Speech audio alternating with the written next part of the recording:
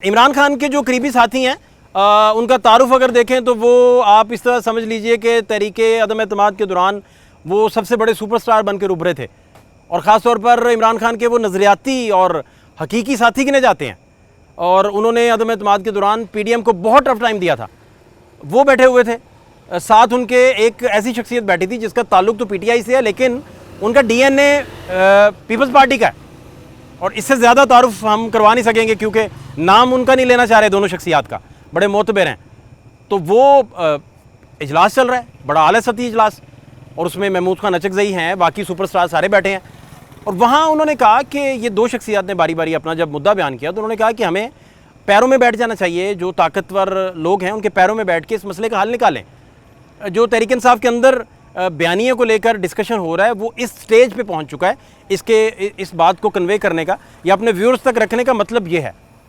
दूसरा, इमरान खान साहब ने कहा कि मैं किसी भी तरह के बानी पीटीआई कह रहे हैं कि हम इलेक्शन नहीं लड़ने चाह रहे, बाई इलेक्शन जो आएंगे वो नहीं, हमाद अजहर साहब की सीट के अलावा, क्योंकि ये सीट जो है ये तो मियाँ अजहर साहब की इस दुनिया में रुखसत होने के बाद खाली हुई है, तो ये तो और सिचुएशन है। हम उन सीट्स की बात कर रहे हैं जो 9 मई के मुकदमात के बाद वो मलिक अहमद खान बचर हों पंजाब से, अपोजिशन लीडर, उनकी नाअहली हो, साहबजादा हामिद रज़ा की नाअहली हो, या आपको उमर अयूब साहब की ऊपर नेशनल असम्बली में नाअहली नज़र आए, ये सारी, या पार्लिमानी लीडर जरताज गुल साहिबा की नाअहली हो, या सेनेट में अपोजिशन लीडर शिबली फराज साहब की नाअहली हो, उन पे जब बाई इलेक्शंस वगैरह होंगे तो वो इमरान खान कहते हैं कि हम नहीं उसमें जाएंगे। नूरीन साहिबा कल मिली हैं और उन्होंने जाके पैगामात भी दिए हैं और इमरान खान साहब ने कहा कि नहीं हम इलेक्शन नहीं लड़ेंगे। फिर अलीमा खान साहिबा ने ये अनाउंस भी किया, ये बताया भी। यहाँ तक बात है। आपको याद होगा एमआरडी जब बनी और वो तो था कि ज़िया रजीम से कैसे जान छुड़वाई जाए, पॉलिटिकली कैसे स्ट्रगल को बढ़ाया जाए, तो पहली मूव जो उन्होंने की थी वो 1984 में की थी, 1984 में, और उन्होंने बाइकआउट किया था ज़ियाउल हक के रेफरेंडम का। और दूसरा बाइकआउट वो इलेक्शन का बाइकआउट कर बैठे जो 1985 का इलेक्शन था। अब 1985 का इलेक्शन जो था वो गैर जमाती इलेक्शन कहा जाता है उसे, और उसमें जब 23 कचहरी रोड पे एबटाबाद के अंदर एयर मार्शल असगर खान के घर जो महफिल सजी, जिसमें नवाबजादा साहब भी मौजूद थे, जुतोई साहब भी मौजूद थे, दीगर सारे लोग मौजूद थे, तो वहाँ जो डिस्कशन हुआ वो यही था कि इलेक्शन में जाना चाहिए। बीबी साहिबा भी इलेक्शन में जाना चाह रही थी। जब लंदन उनसे बात हुई, चौधरी एतजाज़ हसन उधर मौजूद थे, वो इस सारे मामले पे रिकॉर्ड पे मौजूद हैं, और भी बाकी भी जितने भी पॉलिटिकल फिगर है वो भी इस मामले में अपने अपने तय रिकॉर्ड पर आ चुके हैं। तो बीबी साहिबा को जब कन्वे किया गया तो बीबी साहिबा भी इलेक्शन लड़ना चाहती थी लेकिन वो वीटो हो गया।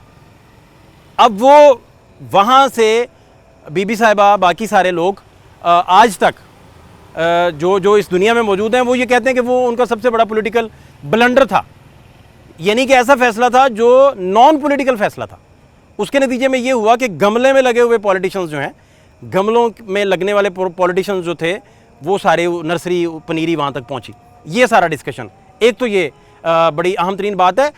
अब जब इन्होंने पॉलिटिकल स्पेस गेन करने का फैसला किया है बीबी साहिबा ने 88 में, तो पॉलिटिकल स्पेस गेन हो गई है। 96 आपके पास एमएनए है, 109 चाहिए, और 54 नवाज शरीफ साहब के पास हैं, लेकिन डिस्कशन शुरू हो गया।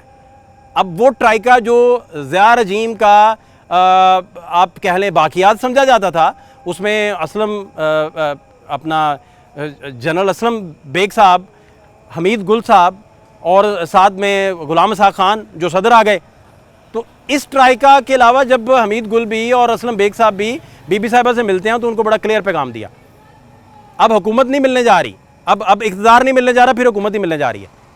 तो उस इक़्तिदार के नतीजे में क्या मिला? उन्होंने कहा जी 4 डिफेंस जो मिनिस्ट्रीज़ हैं, जो इंपॉर्टेंट 3 मिनिस्ट्रीज़ हैं, उनमें से तो कुछ नहीं आपको मिलेगा, एक आध मिल सकती है। उसमें सबसे इंपॉर्टेंट आपके पास, क्योंकि जनेवा कन्वेंशन था उस वक्त और उसका बहुत सारा काम बाकी था, 89 में उस पर फाइनल बहुत कुछ होना था, तो उन्होंने कहा कि ये जो फॉरेन मिनिस्टर होगा ये तो वही चलेगा, वही कंटिन्यू करेगा, फॉरेन मिनिस्ट्री में हम कुछ नहीं कर सकते, साहबजादा याकूब अली खान साहब जो हैं वही चलेंगे, तो वो लॉक हो गए। फिर उन्होंने कहा कि फाइनेंस मिनिस्ट्री आप नहीं ले सकते, BA जाफरी साहब ने ले ली, और आप इस तरह करेंगे कि डिप्टी फाइनेंस मिनिस्टर या आप स्टेट मिनिस्टर उसका ले लें, 2 ये गई। तीसरा, सरवर साहब जो हैं, कर्नल सरवर, वो आ गए, जो कोर्स मेट थे उसके हमीद गुल साहब के, वो आ गए डिफेंस मिनिस्ट्री में, तो ये तीनों गई। चौथी फिर चौधरी एतजाज़ हसन साहब को आई, ये बातें वो रिकॉर्ड पे ला भी चुके हैं इस तरह की डिस्कशन के नतीजे में। तो वहाँ भी बीबी साहिबा ने पॉलिटिकल गेन किया, पॉलिटिकल गेन करने के नतीजे में यहाँ तक बात पहुँची, और उस पॉलिटिकल गेन के बाद वो फिर 93 में भी आई, 96 में भी आई, 2008 में फिर उनकी गवर्नमेंट भी आई, उससे पहले वो शहीद हो गई।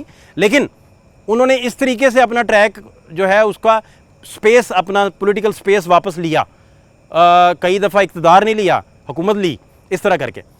अब डिस्कशन ये हो रहा है कि इमरान खान साहब क्या करने वाले हैं। अगर बाइकआउट करते हैं तो ये तो फिर बहुत बड़ा पॉलिटिकली डैमेज हो जाएगा।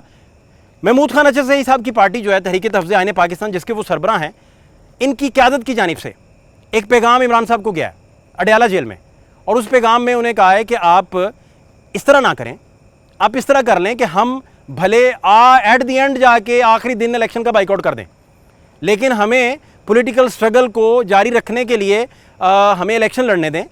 आप ये देखिए कि हर जगह इलेक्शन कॉर्नर्स सजेंगे, कॉर्नर मीटिंग्स सजेंगी, पॉलिटिकल पार्टियां अपने अपने जलसे करेंगी, तो हमें हमारा जो तहरीक तहफ़्ज़ुज़ आईन पाकिस्तान का फोरम है वो भी मजबूत होगा, स्ट्रेंथन होगा, और उसका फ़ायदा पीटीआई को मिलेगा, और इससे बाकी जमातों की तरफ भी हम जा सकते हैं। तो ये ना करें।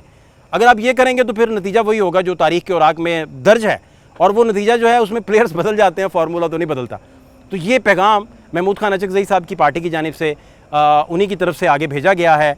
इसको उनके कुछ पार्टी मेंबरान जो हैं कुछ इसका पोर्शन रिकॉर्ड पे ले भी आए हैं, लेकिन अब डिस्कशन ये हो रहा है कि आने वाला दिन और आने वाला मुस्तकबिल जो है वो क्या तयन करने जा रहा है। क्या इस तरह का फैसला लिया जाएगा जो MRD ने लेकर और पीपल्स पार्टी ने लेकर वक्त का बहुत बड़ा ब्लंडर किया था, और या वही फैसला लिया जाएगा दोबारा से और उसी तरीके से चला जाएगा। और महमूद खान अचरज़ई आज की अगर फ़कत अखलौती MRD बची है महमूद खान अचरज़ई साहब की सूरत में, और उनकी भी ना सुनी जाए, वो पॉलिटिकल स्पेस के बंदे हैं, वो बार बार इनको कह रहे हैं कि स्पीकर का घेराव करें, अदम एतमाद उनके दरमियान लेके आएँ। हुकूमत इन्हें माइक नहीं दे रही थी, उन्होंने कहा जितने दिन अदम एतमाद स्पीकर के लिए हम लाएंगे तो माइक हमारे पास रहेगा। एट दी एंड अदम एतमाद अगर हमारे से नाकाम भी हो जाती है तो फिर क्या। तो वो बार बार इसका दर्स दे रहे हैं कि पॉलिटिकल स्पेस जो है वो कैसे गेन जो है वो की जा सकती है। आने वाले दिनों में आपको मज़ीद इस पर अपडेट रखेंगे। फात शहबाज खान को इजाज़त दीजिए, ऐलान के बाद।